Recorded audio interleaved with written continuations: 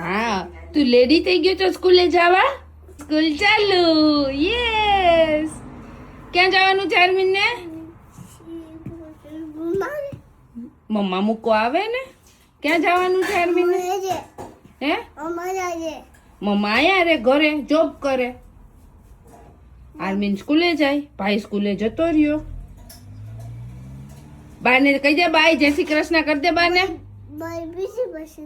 હા ભાઈ મિસી પાસે ગયો અને હવે કોણ જાય છે મિસી પાસે હા મિસ હા બાને જય શ્રી કૃષ્ણ કહી દે આઈ લવ યુ બા કહી દે ન્યા બુક છે આ બાને ખબર છે ન્યા બુક છે કાઢમાં ચાલો ચાલો લેટ્સ ગો ક્યાં જાવ છે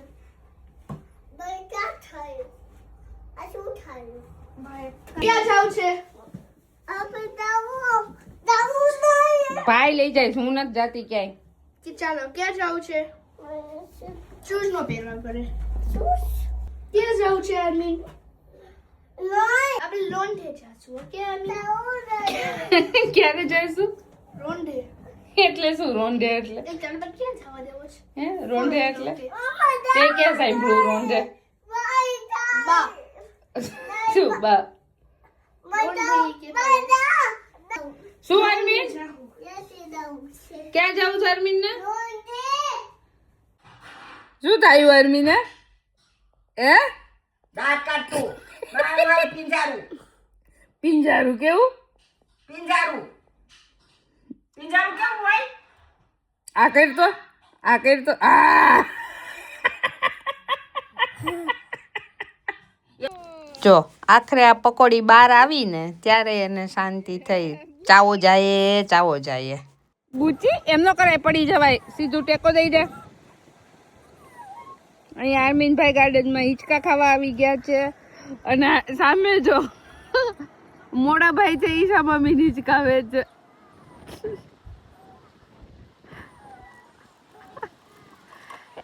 નિવાન ઈશા મમ્મી ગોળ ગોળ કેમ ફેરવે છો આ તો આવી બન્યું છે ઈશા મમ્મી નું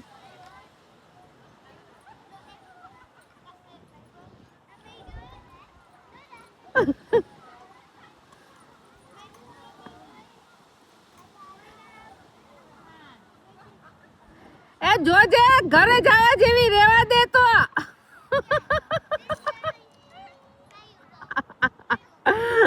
મામી કે નિવાન ને હિંચકો કે નિવાન ના હાથમાં જવાય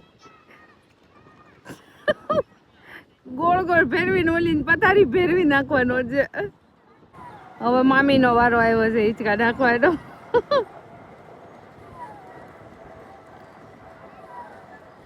માં બેય નો મામી દીકરા બેય નો વારો આવ્યો છે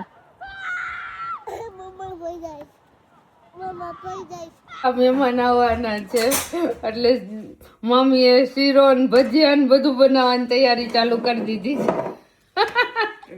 રોજના મોંઘા મહેમાન આવવાના છે તમને ખબર છે 100 બ્રાહ્મણ ને એક ભાણિયો તો 2 ભાણિયા જમાડો એટલે મારે ડાયરેક્ટ 200 બ્રાહ્મણ જમાડે એટલું પૂન મળે મને એટલે મારે બહુ મોંઘા જ મહેમાન કહેવાય બહુ મોંઘા મહેમાન કહેવાય ભાણી આવવાના જ બે મોટા એના આપણા ગુજરાતીમાં કહેવત છે હું એવી હા કે હું ભાણિયા એક ભાણિયો ને 100 બ્રાહ્મણ તમે એક ભાણેજરૂને જમાડો અને 100 બ્રાહ્મણ ને જમાડો ને એટલું પૂન મળે લે એવી મને તાજ ખબર પડી મને ખબર જ ન હોય કે એવી કઈ ચાલો તો હવે ભજીયા બની જાય પછી હવે અપડેટ આવશે અત્યારે તો નથી હજી કોઈ ખાવા વાળા નથી આવ્યા એટલે શું કહેવાય આને ઈશા બટાકા વડા હા બટેકા વડા બનવા માંડ્યા છે ગરમા ગરમ અને હવે પછી છે આ મેથીના ગોટા છે પછી હજુ બટેકાની ચિપ્સ છે અને શીરો છે શીરો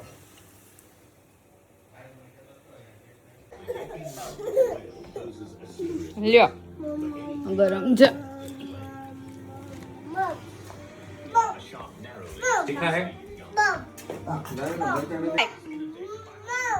શું જમવા માંડ્યા ભાઈ શું જમવા માંડ્યા? તો ભજીયા, ભજીયા. કેવા ભજીયા છે? કેટલા કેટલા ભજીયા ને બીજું શું છે? શીરો, શીરો અને ચટણી. આને કેવા કહેવાય? બટેટા વડા કહેવાય. ઈ શું છે નિવાન? બટેટા અને ભજીયા, બટેટા વડા કહેવાય એને. બટેટા, પછી અહીંયા ડેડી પાસે છે ઈ મરચું ભજીયા, મેથીના ભજીયા. અને હમણાં તારા ફેવરિટ આવે છે ઓકે પોટેટો ભજીયા. ઈ તારા ફેવરિટ આવે છે. તો પણ ક્યાં જમવા મીડા પાછો ઈ તો કે મામી નથી દેખાતી. મામી નજર નાખજે જે. ક્યાં જગ્યા ક્યાં જમવા મીડો છો? મમ્મી હજી ભજીયા બનાવે છે તો મામી ભજીયા બનાવે. નિવંતે શીરો ખાધો? એને બિચારાને દીધો નથી. વાયને નથી વાય કાકા. આમાં દે દો શીરો અહીંયા. ચલો નિવનભાઈ સ્પેશિયલ. મીઠા ખાવા છે? નિવનભાઈ સ્પેશિયલ બટેટા પૂરી આવી ગયા ને? ખાવા મળો ચાલો તો. મરચા એવું જ જો બે મરચા હતા એટલે એના બે ના કરી દીધા. બસ બસ બસ. અરવિંદને શું થયું? કોણ ખીજાનું? કોણ ખીજાનું? ચટણી આપું? લાય શીરો આપ. લાય થોડોક શીરો આપો. બહુ ભાવે ભજીયા?